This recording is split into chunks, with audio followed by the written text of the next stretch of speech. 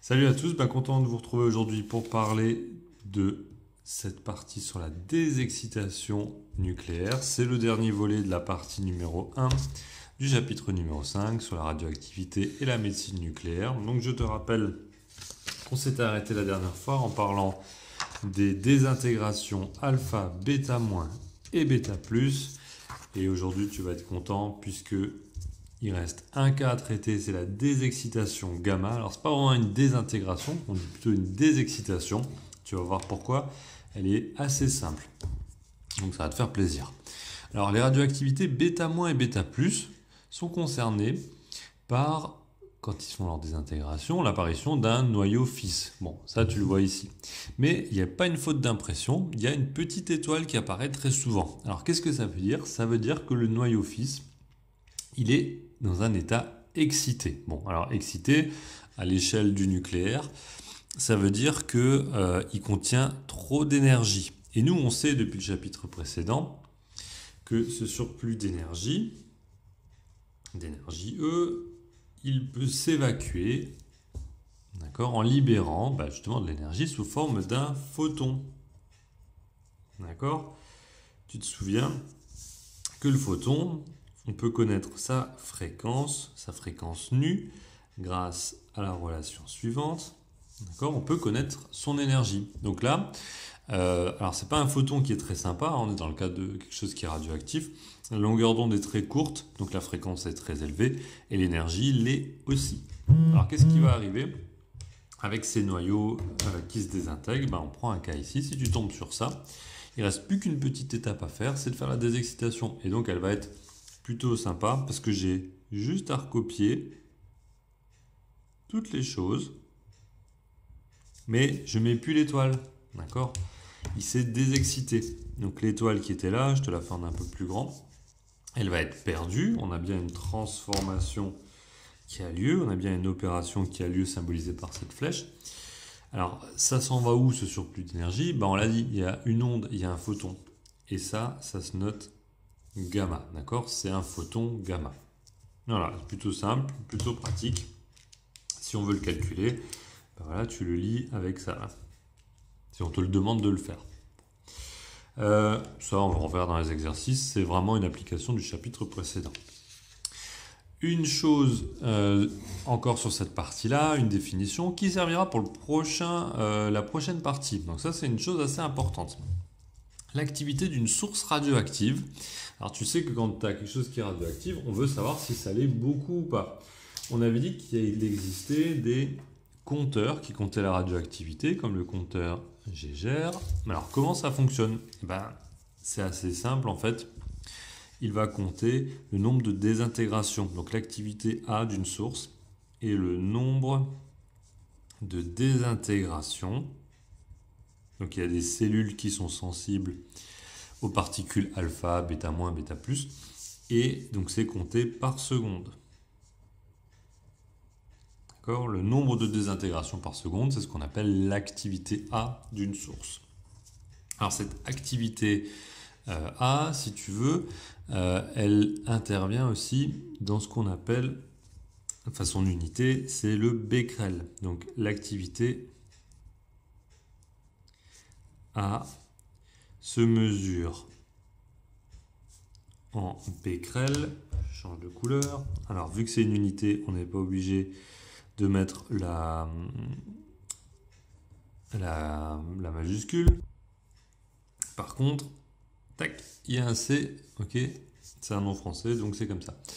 Le symbole du becquerel, ce sera important pour le prochain chapitre, c'est grand B et Q minuscule.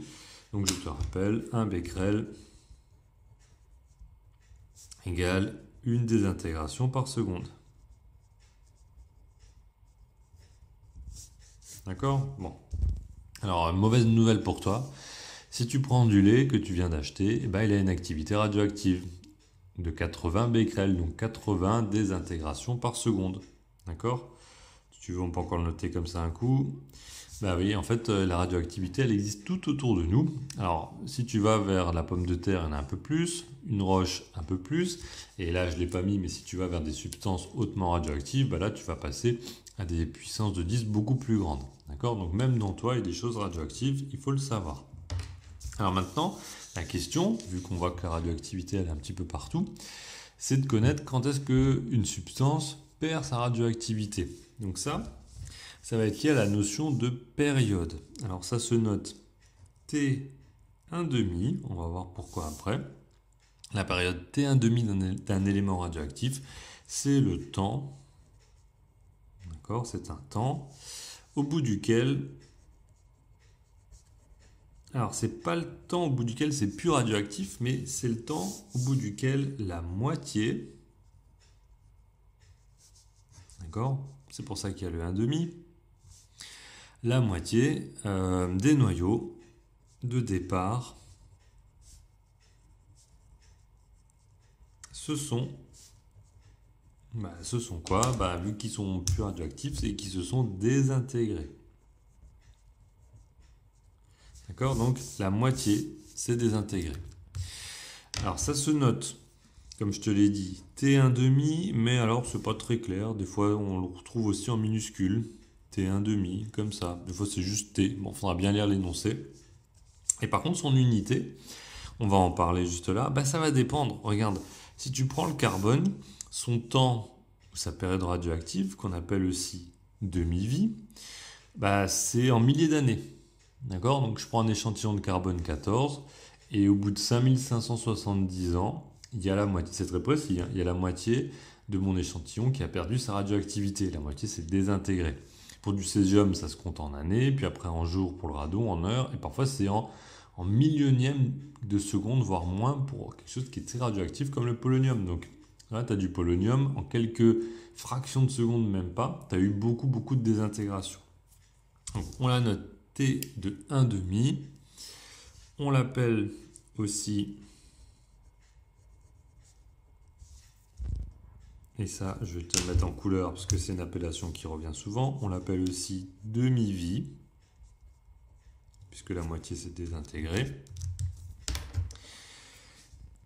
et s'exprime, alors c'est une unité de temps, on peut le trouver en secondes, en minutes, en années,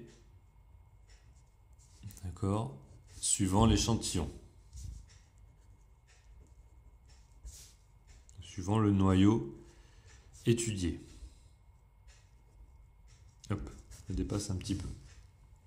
Ok, donc maintenant qu'on a dit ça, on va le transformer en graphique. Alors ça, tu l'as déjà fait dans l'activité 5, voilà, tu l'avais fait toi-même.